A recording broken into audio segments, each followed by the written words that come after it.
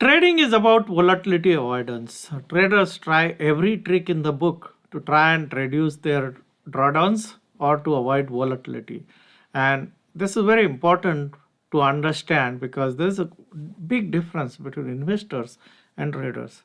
Investors primarily take volatility risk, while traders, if you want to be a good trader, you have to really think, how am I going to reduce volatility, which in other words means how am I going to reduce drawdowns, or how am I going to avoid holding through corrections, how am I going to have least amount of drawdowns and most amount of money.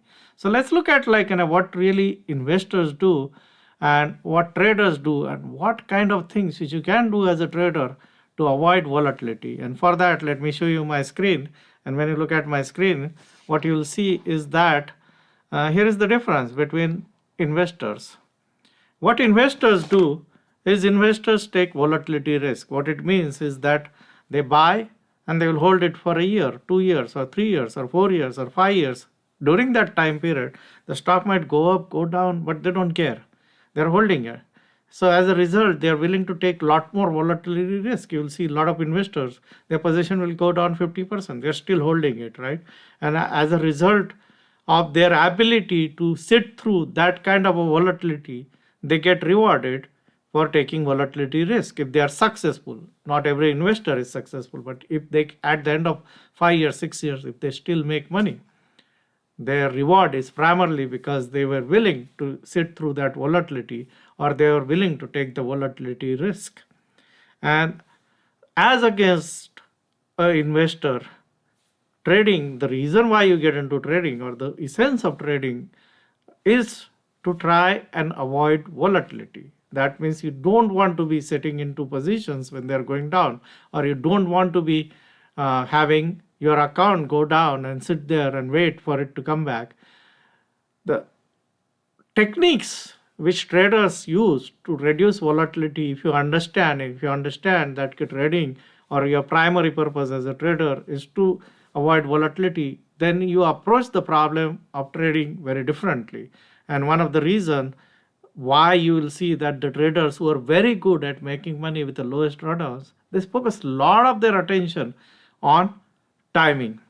Because if you time perfectly, like today is a good example of that, where the market reversed when I'm talking, making this video, and this particular day, if you timed your entry right, and once the market started reversing, if you bought a position in any of the none of the ETFs like TQQ or SPY or TNA, it just reversed, right? And you never stopped, never came into play.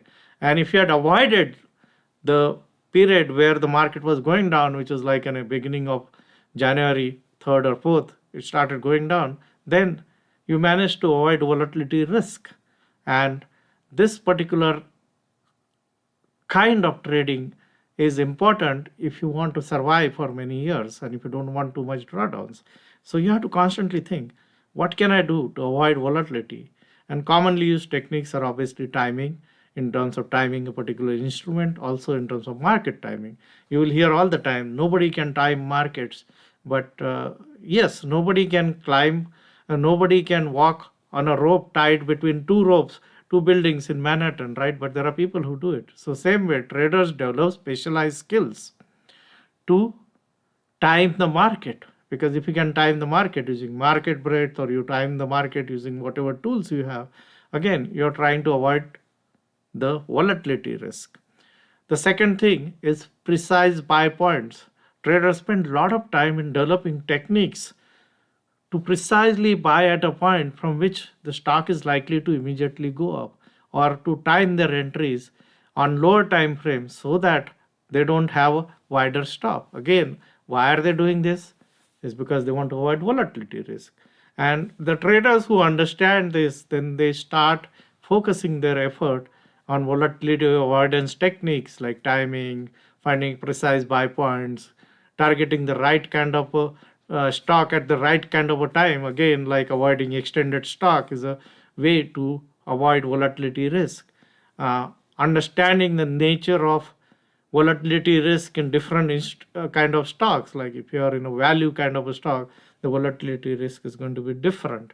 If you are in a well established business which has a track record of 30 years, 40 years, 50 years, the volatility risk is going to be different. If you're targeting newer growth companies, there are higher volatility in them.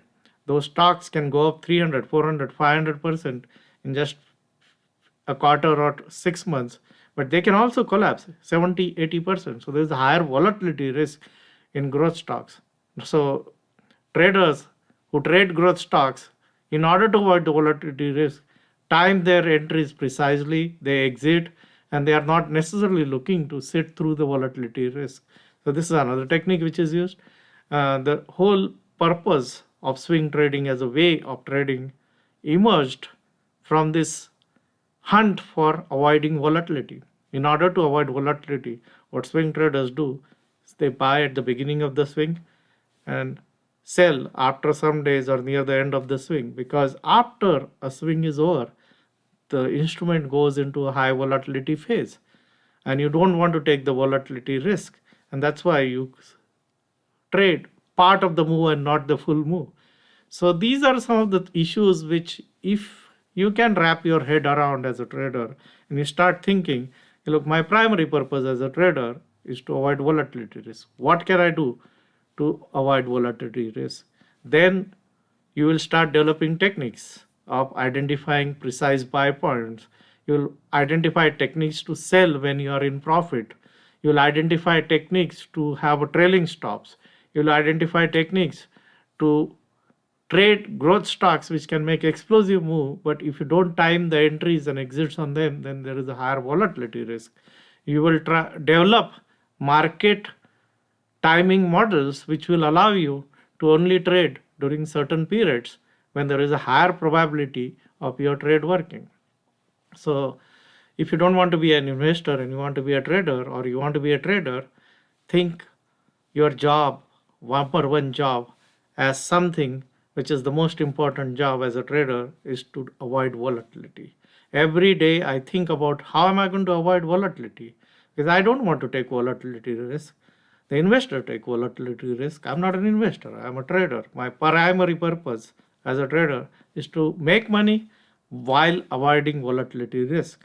And the techniques or the kind of methodologies or the kind of setups which I have developed is primarily with the intention of reducing volatility risk. So you want to make a lot of money and survive in this game and make money for many years, think about volatility and how you can avoid volatility risk.